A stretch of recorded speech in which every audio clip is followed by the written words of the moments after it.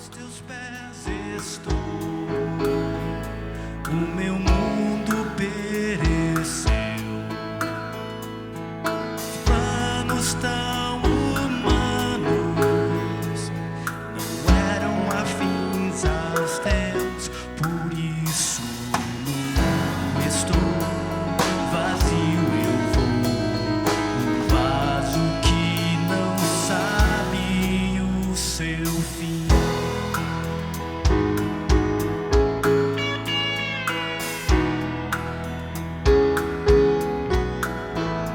Quero ouvir a tua voz, até quando vais calar? O silêncio é o algoz do coração.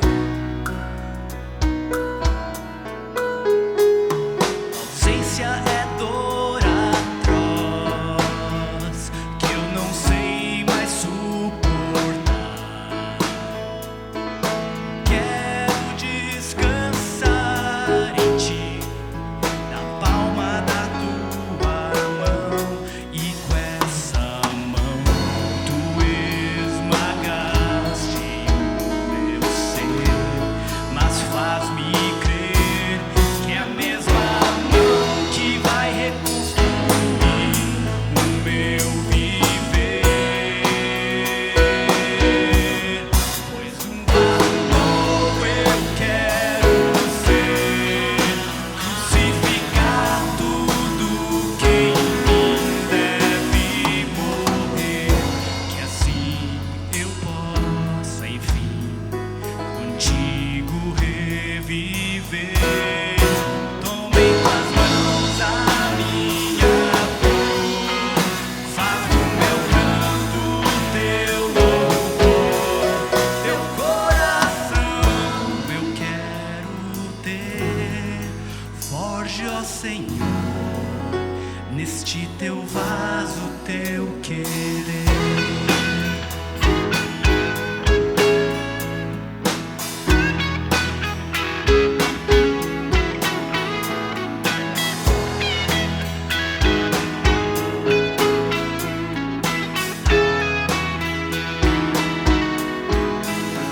Mas mesmo assim eu vou cantar, e com este canto proclamar a fidelidade do meu Pai, a alegria em meio aos ais, cantar o bem que em meio à dor tem me feito, Senhor, e crer que os cacos que estão no chão quebrados são barro em tua mão, que um vaso novo vais trazer, santificar tudo que em mim é o teu querer, que assim eu seja, enfim, imagem do teu ser. Faz da minha vida, ó Senhor, mas um vazio ao teu dispor. Meu coração vem preencher. Verte, ó Senhor, neste teu vaso teu viver.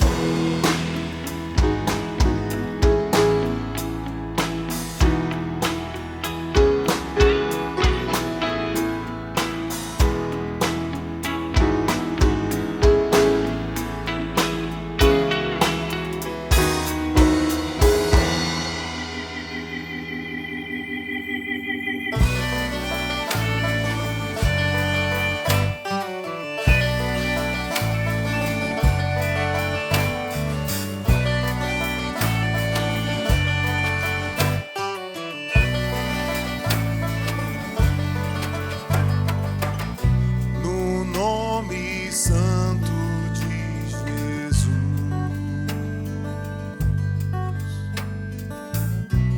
cantamos nossa redenção.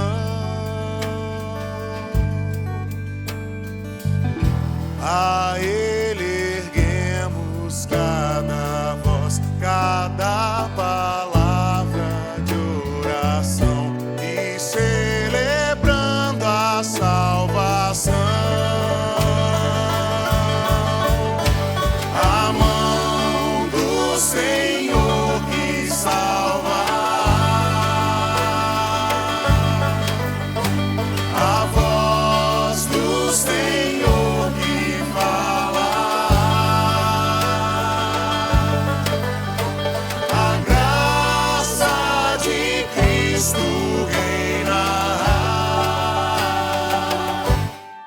sobre nós.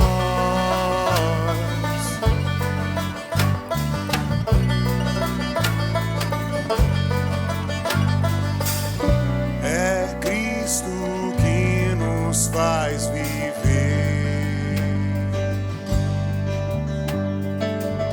Seu sopro aquece o louvor que entregamos aos seus pés, clamando o nome do Senhor. A nossa alma canta. A mão do Senhor que salva, a voz do Senhor que fala,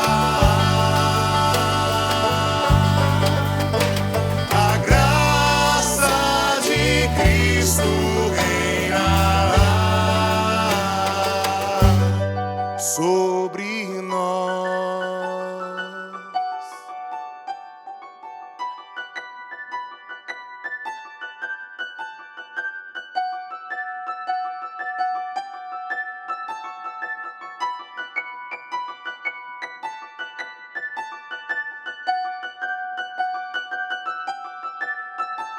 A mão do Senhor que salva,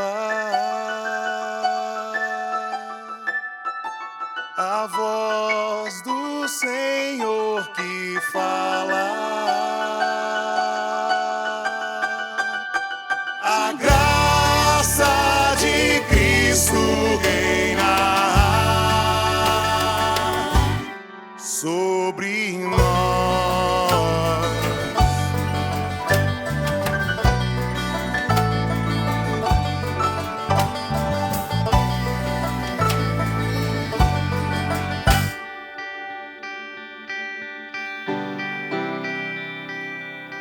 Todas as dores, toda a tristeza, cada resquício de dor,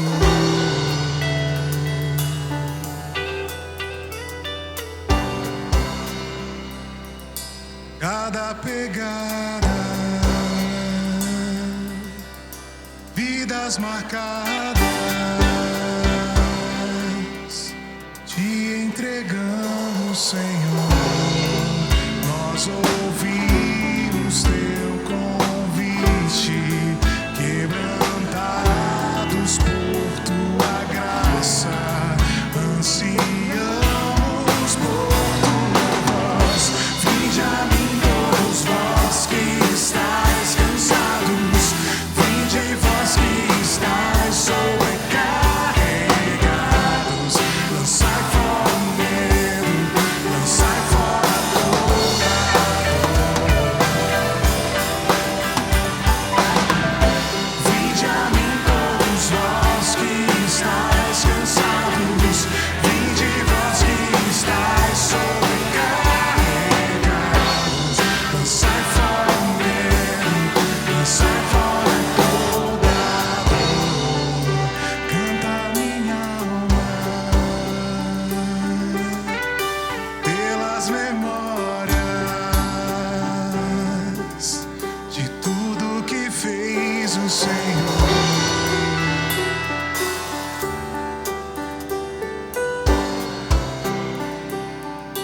Pranto em dança, choro em riso, vivemos por teu amor. Nós ouvimos teu convite, partilhamos o banquete que a alma satisfaz. Vinde a mim todos vós que estáis cansados, vinde vós que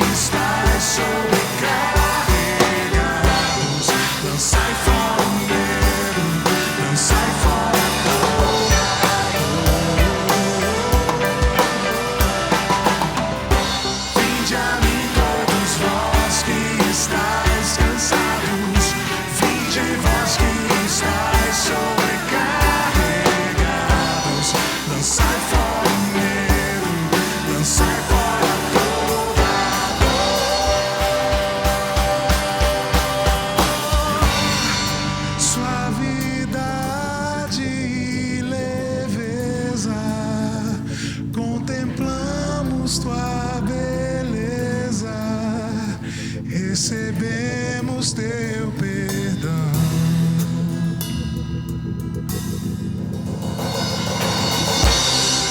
Se descansam nossas almas, somos pregos em tuas palmas, que concedem redenção.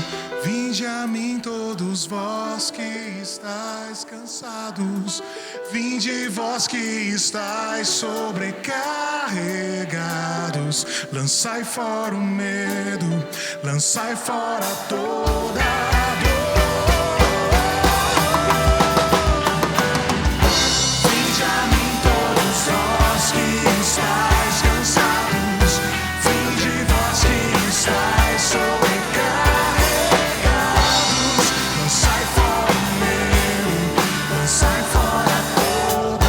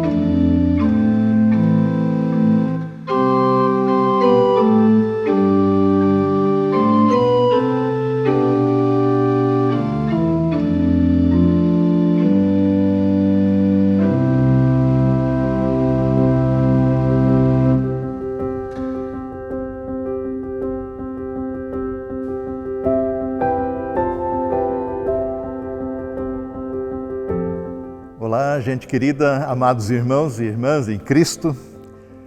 Um bom dia a você, novamente domingo, dia 26 de julho. E a gente tem a oportunidade de se reencontrar em culto, ainda que você aí na sua casa, nós aqui no templo, é tempo de nos colocar na presença do Senhor, a quem amamos porque Ele nos amou primeiro, a quem nos sujeitamos toda a nossa vida, entregamos e rendemos a Ele e a Ele damos o nosso louvor, a nossa adoração e submissão à Sua palavra. Eu quero saudá-los nesta manhã, neste culto, com a palavra lema para a nova semana, indicado nas senhas diárias, e que está no Evangelho de João, no capítulo 6, versos 68 e 69. É uma resposta de Pedro a uma deixa de Jesus, quando ele, vendo que muitos estavam indo embora, depois de uma palavra dura que ele havia dado e dito às pessoas, ele perguntou aos 12, vocês também querem ir embora? E aí Pedro responde, Senhor, para quem iremos? Tu tens as palavras de vida eterna, e nós cremos e sabemos que Tu és o Santo de Deus. Nós cremos e sabemos que Tu és o Santo de Deus. Estes discípulos, neste prazo que eles já tinham caminhado com Jesus, perceberam com clareza com quem estavam andando. Com o Mestre, com o Senhor e Salvador, o Santo de Deus, o Messias, o enviado pelo Pai para a nossa salvação, para a nossa redenção. E a Ele querem seguir, a Ele querem ouvir. Não há outro a quem a gente possa dar ouvidos que mereçam os nossos ouvidos, porque dele vem a verdade, Ele é a verdade. Assim, mais uma vez nós nos encontramos neste domingo, também nesta manhã, em nome do Deus que é Pai, Filho e Espírito Santo, clamando que o Senhor nos abençoe nesse tempo de culto, de louvor, de adoração. Quero convidá-los aí onde você está, a fechar os seus olhos, vamos orar ao Senhor. Querido e amado Deus, muito obrigado pelo novo dia, pelo despertar com vida e saúde. Obrigado, Senhor, que podemos também separar este tempo, santificar este tempo, que aqui temos para cultuar o Teu nome, para adorar o Senhor, para ouvir a Tua palavra, para vivenciarmos igreja que somos por causa do Senhor. E obrigado, Senhor querido, pela Tua presença entre nós. Obrigado que Tu prometes estar lá onde 2 ou 3 estiverem reunidos em Teu nome. E assim, Senhor, nós clamamos, visita-nos. Visita-nos nesta manhã, neste nosso coração, renova em nós a fé, a esperança, o amor. Dá-nos a alegria de celebrar ao Senhor por todo o bem e bênção que o Senhor tem derramado sobre nossas vidas. Confiamos a Ti esse tempo aqui, esse tempo juntos, e o fazemos em nome de Jesus, que é nosso Senhor e Salvador. Amém. Convido para você cantar junto, aí mesmo na sua casa, onde você estiver, o primeiro hino que queremos entoar em louvor ao Senhor, que diz: é o teu povo aqui presente. Na verdade, eu estava falando para o Fernando que é o teu povo aqui ausente neste lugar, presente na presença do Senhor. E assim juntos, numa só voz, mesmo separados, longe uns dos outros, declaramos que só Tu és grande. E exaltamos o Teu doce nome, pelo amor, pela cruz e por Teu Filho Jesus, que por nós deu a sua vida. Vamos louvar.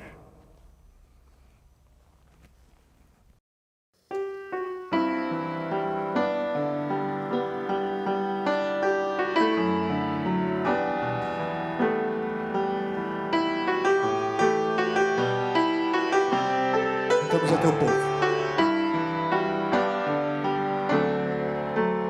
É Teu povo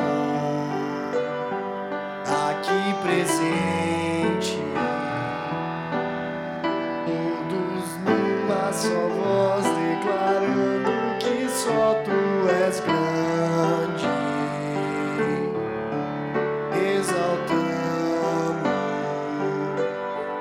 teu doce nome, pelo amor, pela cruz, por teu Filho Jesus, pois és santo, sim, és digno de louvor e de ser adorado. És bondoso, Pai querido, dentre todas as coisas tu és verdadeiro, Senhor. É teu povo aqui presente, todos numa só voz declarando que só tu és grande. Exaltamos teu doce nome, pelo amor, pela cruz, por teu Filho Jesus, pois és santo, sim, és digno de louvor e de ser adorado. És bondoso, Pai querido, dentre todas as coisas tu és verdadeiro, Senhor.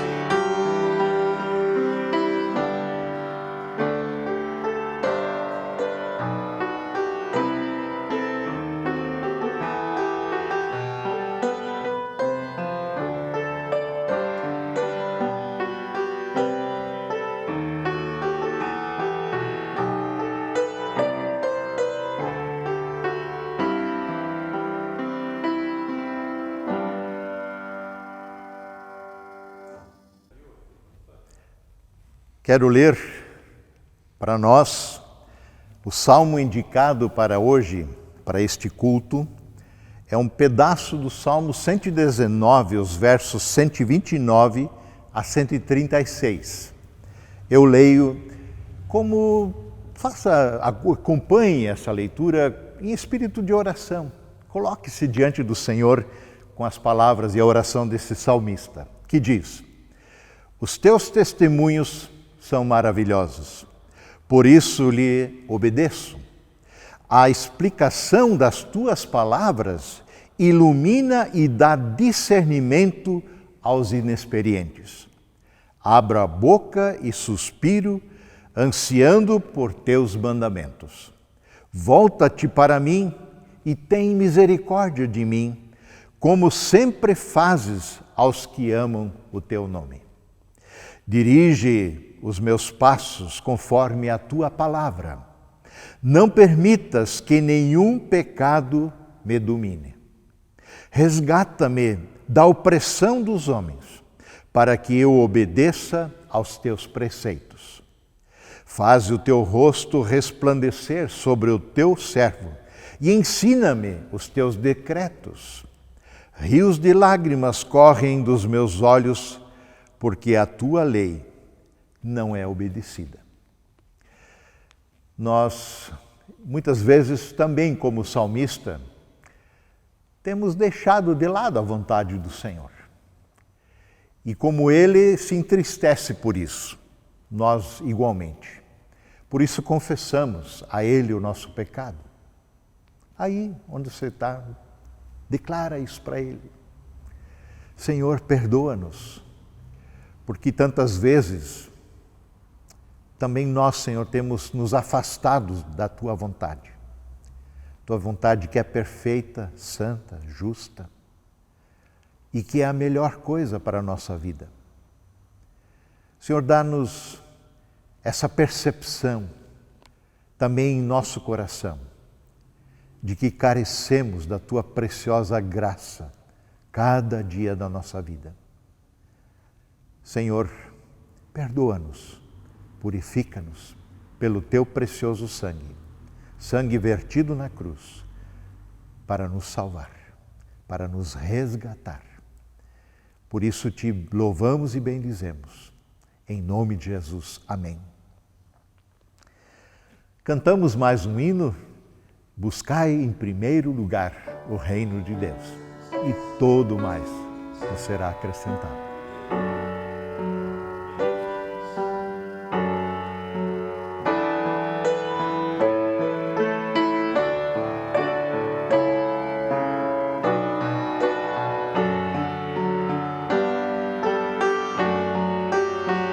Buscai primeiro. Buscai primeiro o reino de Deus e a sua justiça, e todas estas coisas vos serão acrescentadas. Aleluia,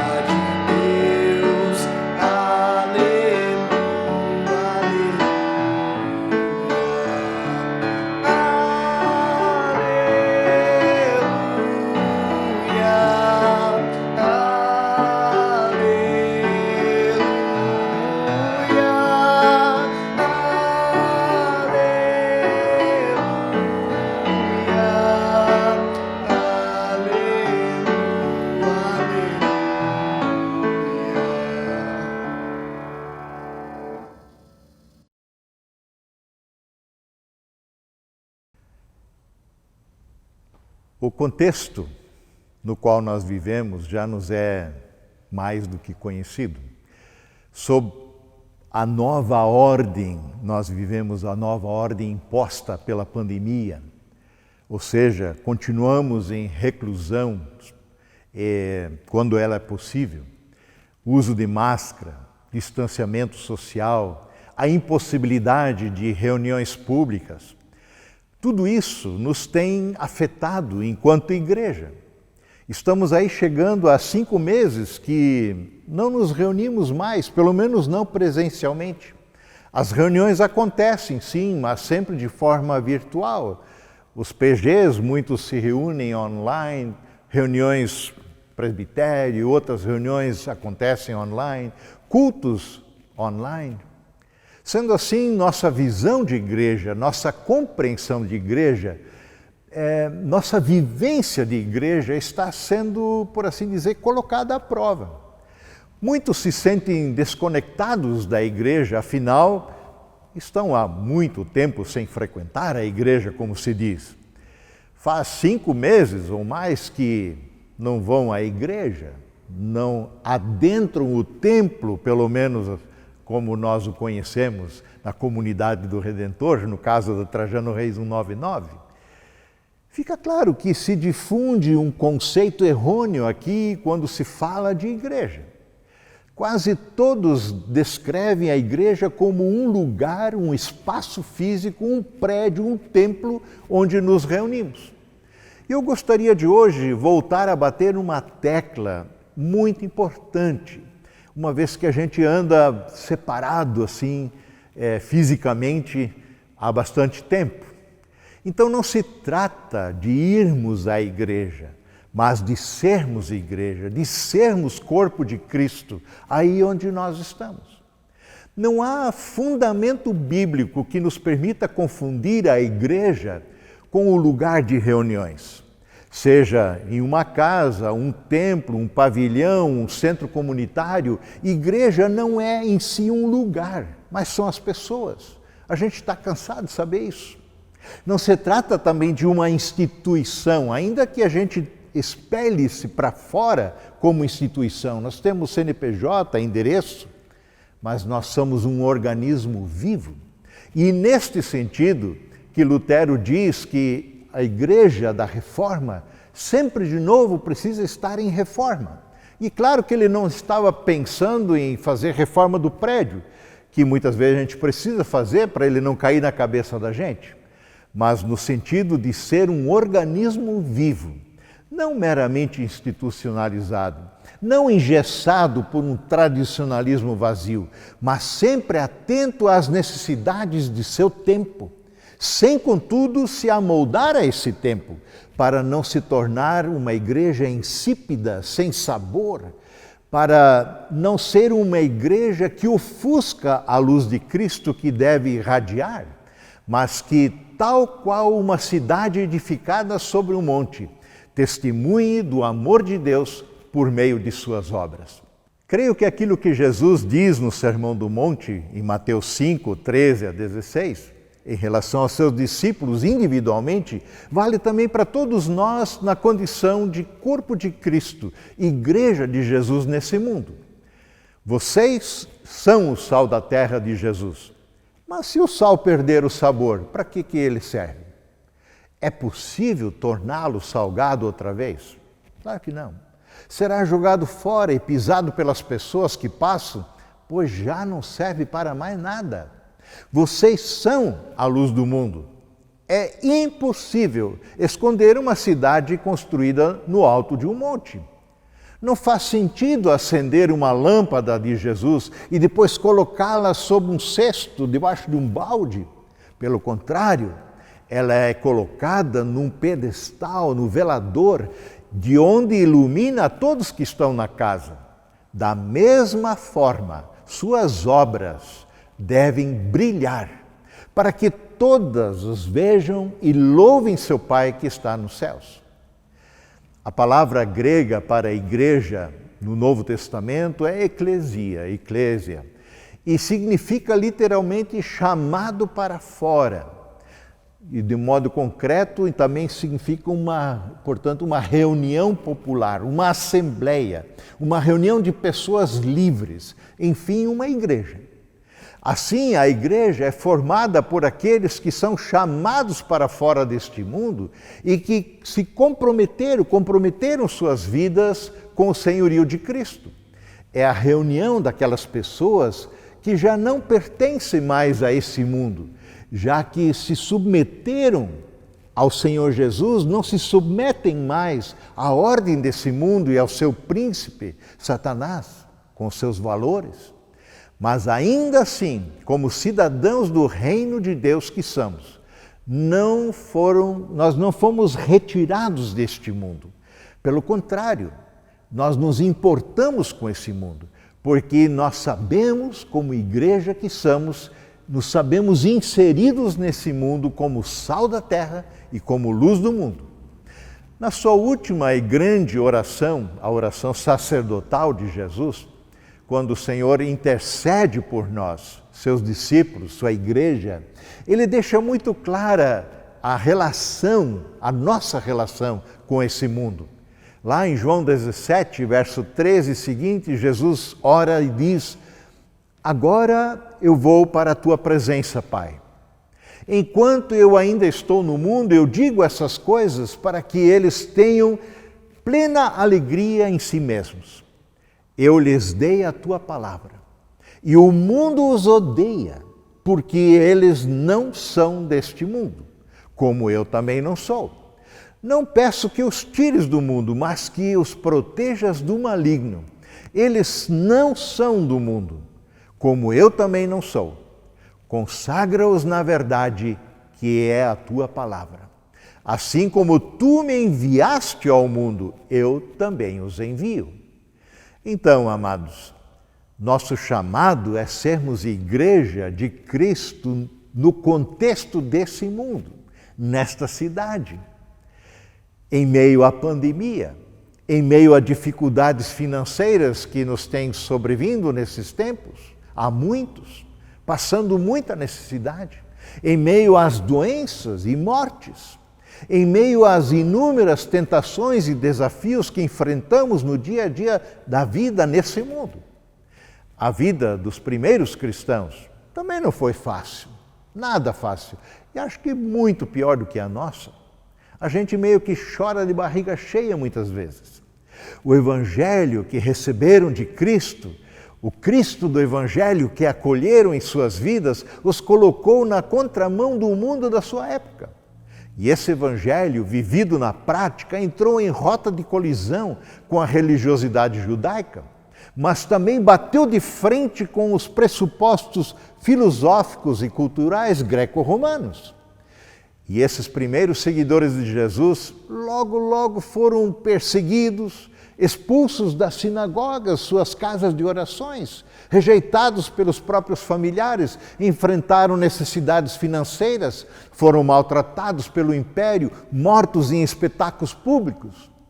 A Igreja de Cristo surge como um projeto fadado ao fracasso.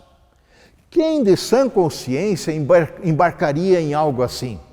Quem de livre e espontânea vontade se sujeitaria a perder tudo, a perder a própria vida por causa do amor de Cristo?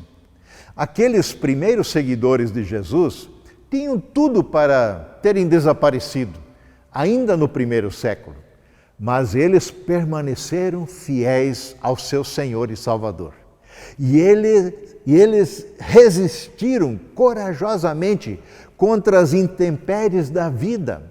Lutaram corajosamente, mas sem pegar em armas, sem oferecer resistência. Pelo contrário, abençoavam incondicionalmente aqueles que os perseguiam. Como Paulo vai escrever na sua segunda carta aos Coríntios, capítulo 10, verso 3 e seguinte: pois embora vivamos como homens, como pessoas, não lutamos segundo os padrões humanos. As armas com as quais lutamos não são humanas, diz Paulo. Pelo contrário, são poderosas em Deus para destruir fortalezas, sofismas, ideias. Esses primeiros cristãos, como nós hoje, foram sustentados pela graça de Deus. Eles foram literalmente carregados pelo Senhor, como nós somos. Pelo poder do Espírito Santo de Deus, que habita no coração daqueles que creem em Cristo Jesus, eles foram capazes e capacitados a enfrentarem grandes adversidades. Quando decidiram, por exemplo, não prestar adoração ao imperador romano, isso teve um custo alto. Quando testemunhavam afirmando que só Jesus Cristo é o Senhor, isso tinha o custo da própria vida. Eles eram mortos na cruz, queimados como tochas humanas, jogados aos leões em espetáculos públicos. Por essa razão, estes primeiros cristãos são exemplo e fonte de inspiração para nós hoje, cristãos meio mimados, eu diria, extremamente sensíveis, se ofendem fácil, cheios de direitos e expectativas que desejam ver atendidas. Se não for do meu jeito, não gostei disso, não gostei daquilo, já estão reclamando. Cristãos que gostam de ser servidos, mas não de servir. Quando a carta aos Hebreus, no capítulo 11, aborda o tema da fé, e vai fazer referência àqueles que andaram na fé e andaram por fé, ao final do capítulo 11, verso 36 e seguinte, nós lemos algo impressionante. Alguns foram alvo de zombaria, diz Hebreus, e açoites, e outros acorrentados em prisões. Alguns morreram apedrejados, outros foram cerrados ao meio, outros ainda mortos à espada. Alguns andavam vestidos com peles de ovelhas e cabras, necessitados, afligidos e maltratados, não tinham com que comprar roupa. Esse mundo não era digno deles, diz Hebreus. Vagaram por desertos e montes, escondendo-se em cavernas e buracos na terra. Todos eles obtiveram aprovação por causa da sua fé. No entanto, nenhum deles recebeu tudo o que havia sido prometido. Gente, nós não estamos nesse mundo prioritariamente como cristãos e nem cremos prioritariamente para sermos felizes nessa terra, para obtermos as bênçãos que demandamos de Deus. Quando Paulo escreve sua segunda carta aos Coríntios, capítulo 8, ele faz referência à igreja, às igrejas da região da Macedônia. E ele destaca a semelhança dessa igreja ao caráter de Cristo em seu viver diário. Paulo usa essas igrejas como exemplo de generosidade para os coríntios, de uma vida de fato entregue a Deus, submetida ao senhorio de Cristo, e por essa razão uma vida dedicada ao próximo, e não focada prioritariamente em si mesmos. Escreve Paulo: agora, irmãos, queremos que saibam o que Deus, em sua graça, tem feito por meio das igrejas da Macedônia. O que Deus, em sua graça, tem feito através dessas igrejas que se submetem a Ele. Elas têm sido provadas com muitas aflições, diz Paulo. Passaram por grandes necessidades. Mas sua grande alegria e extrema pobreza transbordaram em rica generosidade.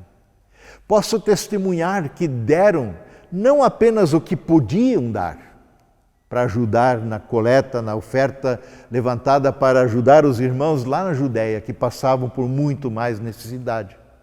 Mas muito além disso, diz Paulo, eles deram além do que podiam dar e o fizeram por iniciativa própria. Eles nos suplicaram repetidamente o privilégio de participar da oferta aos irmãos lá da Judéia. Fizeram até mais do que esperávamos, pois o seu primeiro passo foi entregar-se a si mesmos ao Senhor e depois deram a nós, como era o desejo de Deus. Vejam só que coisa maravilhosa. É claro que na igreja nem tudo é uma maravilha. A igreja de Cristo sempre conviveu com a realidade do joio plantado no meio do trigo. E não nos cabe fazer esse juízo de quem é joio e quem é trigo. Esse juízo pertence somente ao Senhor da igreja. Mas também é verdade que nos momentos de maior provação, nos momentos de privações, perseguições, lutas, aflições, foi quando a igreja mais foi depurada, vamos dizer assim, mais se aproximava do seu verdadeiro chamado. Depois daqueles tempos tumultuados e difíceis dos primeiros séculos da igreja primitiva, houve uma mudança considerável quando houve uma união da igreja com o Estado no século IV, sob o governo do imperador Constantino, que livrou os cristãos das perseguições e muitos dos seus problemas, mas, ao mesmo tempo, foi nesse período de bonança, de tranquilidade, que começou a haver uma subversão no papel essencial da igreja, como agência do reino de Deus nessa terra. Foi nessa ocasião, nos tempos de calmaria, nos tempos bons, nos tempos de bonança e reconhecimento da igreja, que surgiram as oportunidades para politicagens, de clericalismo, de quem é mais, quem é menos, de guerras santas e imposições religiosas contrárias aos direitos humanos mais básicos. Tudo isso aconteceu nesse período. É simplesmente fatal quando a Igreja de Cristo se distancia do seu chamado, do seu papel nesse mundo, de ser sal da terra e ser luz do mundo, de expressar por meio de obras e palavras o grande e incondicional amor de Deus, reduzindo-se a uma mera expressão de religiosidade. Religiosidade não coaduna com o cristianismo. A fé viva e ativa no amor. Agora, ali onde a chama do amor genuíno de Deus e a chama genuína desse amor em direção ao próximo continuam acesas, apesar de uma história de 2000 anos de um cristianismo também conturbado e cheio de problemas, Afinal, a Igreja de Cristo é formada por homens e mulheres imperfeitos, mas ali onde o genuíno amor de Deus ardia no coração dos seguidores de Jesus, ali a verdadeira Igreja de Cristo produziu transformações impactantes. E ali a Igreja fez a diferença nesse mundo, como sal da terra, que traz sabor, que preserva da podridão, e como luz do mundo, que indica o caminho. E isso aconteceu porque esses seguidores de Jesus renderam suas vidas nas mãos do Salvador como instrumento de amor e de justiça. A fé que é ativa no amor irradia as boas obras de Deus nas quais somos chamados a andar e as quais Deus de antemão preparou para que andássemos nelas, diz Paulo. Na sua carta a Tito, o apóstolo Paulo exorta, capítulo 1, para os puros todas as coisas são puras, mas para os impuros e descrentes nada é puro. De fato, tanto a mente como a consciência deles estão corrompidas. Eles afirmam que conhecem a Deus, mas por seus atos, por suas obras o negam. São detestáveis, desobedientes e desqualificados para qualquer boa obra. Somos Igreja de Jesus Cristo em nosso tempo, em nosso contexto, com pandemia e tudo, porque fomos alcançados pela preciosa graça de Deus em Cristo Jesus. Como Paulo segue escrevendo a Tito no capítulo 2, verso 11 seguinte, ele diz: porque a graça de Deus se manifestou salvadora a todas as pessoas. Ela, a graça, nos ensina a renunciar à impiedade e às paixões mundanas e a viver de maneira sensata, justa e piedosa nesta era presente, enquanto aguardamos a bendita esperança, a gloriosa manifestação de nosso grande Deus e Salvador, Jesus Cristo. Ele se entregou por nós, diz Paulo, a fim de nos redimir de toda maldade e a fim de nos purificar para si mesmo um povo particularmente seu, dedicado à prática das boas obras. Ou seja, como Igreja de Cristo que somos pela fé naquele que deu a sua vida por nós na cruz, somos um povo particularmente seu. Um povo em cujos corações habita o Santo Espírito de Deus, que nos leva a abandonar um estilo de vida ímpio e a renunciar os prazeres pecaminosos, mas também a viver os valores do reino de Deus em nossa cultura, em nosso tempo. Muitas vezes a Igreja, o corpo de Cristo nessa terra, tem deixado a desejar, até mesmo comprometido o testemunho verdadeiro do Evangelho.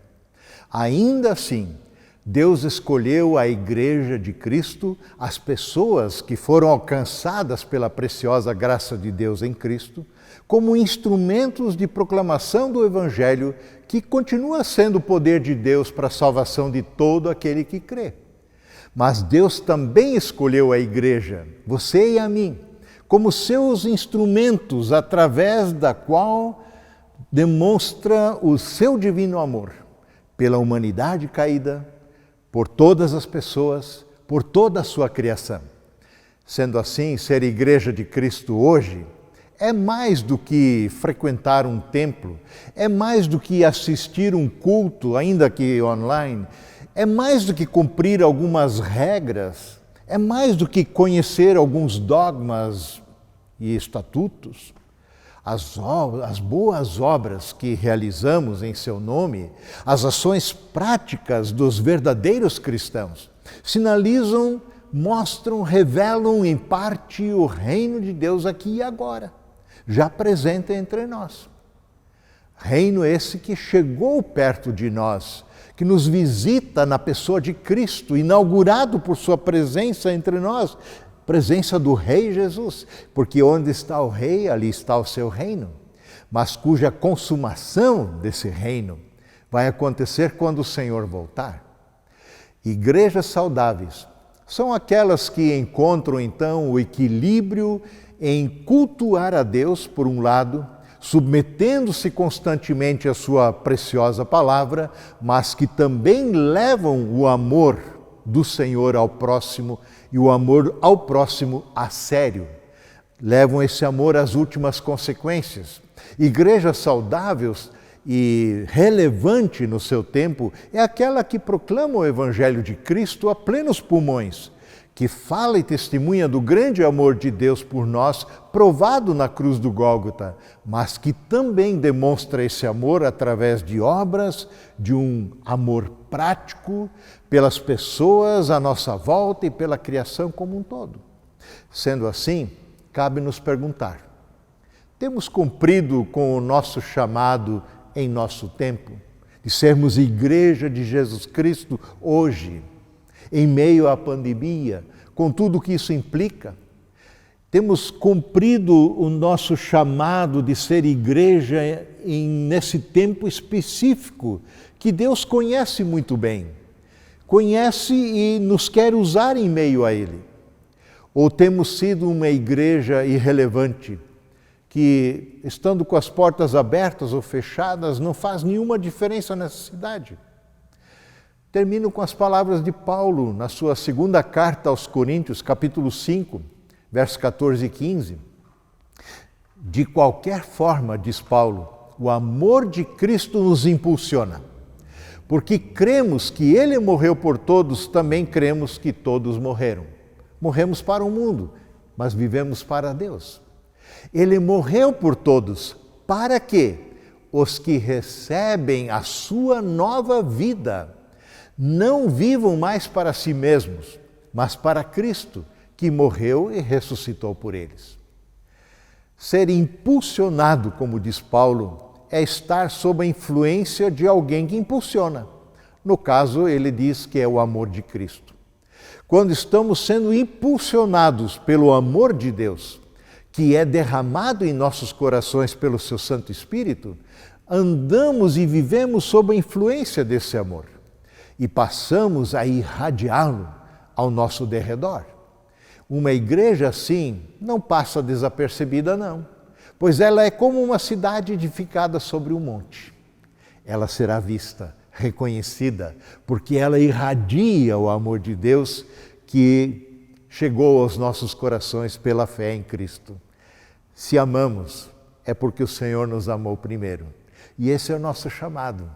Façamos a diferença, sejamos a diferença, vivendo debaixo dessa preciosa graça de Deus, como igreja do Senhor Jesus.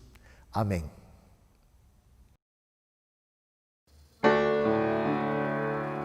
Fazer tua vontade, seguir tuas pegadas, é o pão de cada dia para nós.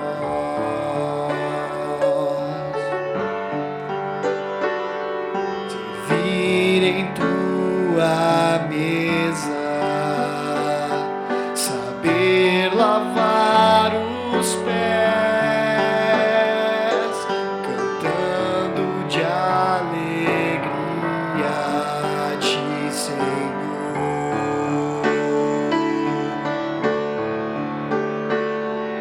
E como tu fizeste, Senhor, nós queremos fazer tua vontade, ó Pai, transforma em nosso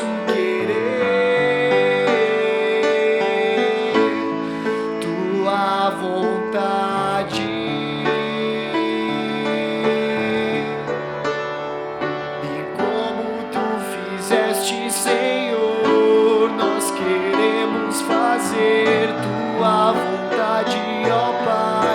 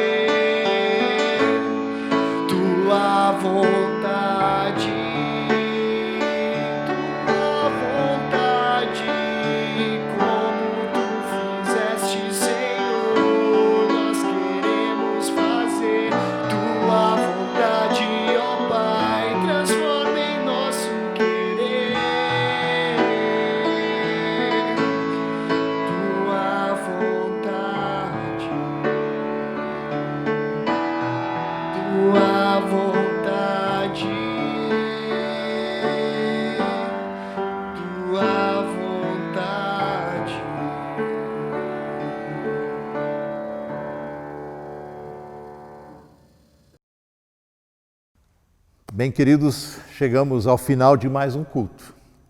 Quero convidá-los, aí onde você está, a silenciar, a colocar-se na presença de Deus. Vamos orar. Querido e amado Senhor, te louvamos e bendizemos e agradecemos de todo o nosso coração por mais uma vez podermos celebrar culto a Ti. Ainda que não de forma presencial, o que muitas vezes lamentamos porque temos saudades uns dos outros, sentimos saudades do abraço, do aconchego, da proximidade, do compartilhar, do contar histórias, do interceder. Mas também, Senhor, te agradecemos que Tu nos tens dado esta oportunidade de celebrar o culto, ainda que separadamente uns dos outros, mas em comunhão, debaixo da mesma autoridade, debaixo da mesma bênção do Senhor que está onde nós nos reunimos em Seu nome. Obrigado, Senhor, pela Tua palavra que nos orienta, que nos anima, que nos fortalece, que nos conduz na Tua vontade, que nos desafia a vivermos essa fé de uma forma comprometida com o Teu querer, que é perfeito para nós, para essa terra, para esse mundo. Senhor, Tu conheces a realidade na qual nós estamos inseridos, conheces as limitações e as dificuldades pelas quais passamos. Senhor, nós intercedemos por pessoas, famílias que têm, Senhor, sido atingidas diretamente pela Covid ou sofrem debaixo de outras doenças e tantas vezes a dificuldade de obter ajuda. Nós intercedemos por aqueles que também passam necessidades financeiras, dá-nos olhos que enxerguem essas necessidades e um coração disponível para ajudar, para socorrer, para contribuir. Senhor, nós intercedemos por aqueles que passam por aflição e angústia, por desentendimento, talvez, no relacionamento em suas casas, por uma convivência intensa, próxima, no tempo de reclusão. Senhor, também traga ali a Tua paz em nossos lares, que Tua bênção, Teu amor se façam presentes, tangíveis, perceptíveis. Ajuda-nos a sermos também nesse contexto e para fora, ao nosso derredor, testemunha deste grande amor de Cristo que habita o nosso coração. Ajuda-nos a ser igreja, dá-nos criatividade para sermos igreja de Cristo nesse tempo. Senhor, para que possamos fazer a diferença nesse mundo, possamos viver inspirados constantemente pelo Teu Espírito Santo e pela Tua palavra, e assim desafiados e encorajados a cumprir com o nosso papel, o papel de sermos sal da terra e luz do mundo, ali onde estivermos. Senhor, também intercedemos por aqueles que têm estado na frente de batalha, médicos, enfermeiros, pessoas que têm expostas muitas vezes suas vidas a contágios. Senhor, continua dando ânimo a essas pessoas, alegria em servir no meio de demandas de tão grande porte. Senhor, assim, queremos tudo mais colocar diante de Ti e expressando assim o nosso desejo também e aquilo que vai no nosso coração, orando juntos a oração que o Senhor Jesus nos ensinou. Pai nosso que estás nos céus, santificado seja o Teu nome, venha o Teu reino, seja feita a Tua vontade, assim na terra como no céu. O pão nosso de cada dia nos dá hoje, e perdoa-nos as nossas dívidas, assim como nós também perdoamos aos nossos devedores. E não nos deixes cair em tentação, mas livra-nos do mal, pois Teu é o reino, o poder e a glória para sempre. Amém. E que o Senhor te abençoe e te guarde. E o Senhor faça resplandecer o seu rosto sobre ti e tenha misericórdia de ti. O Senhor sobre ti levante a sua face e te conceda a sua paz. Amém. Tenham todos ainda um abençoado dia de descanso, um abençoado domingo. E não esquece que tem aí no link, no chat ao lado, um link para você entrar na sala, que sempre está aberta após os cultos, e onde nós podemos, pelo menos online, nos encontrar, dialogar, conversar, compartilhar, interceder, nos reconhecer. Está à disposição, não deixe de aproveitar essa oportunidade. Até o próximo encontro. Deus nos guarde e abençoe. Amém.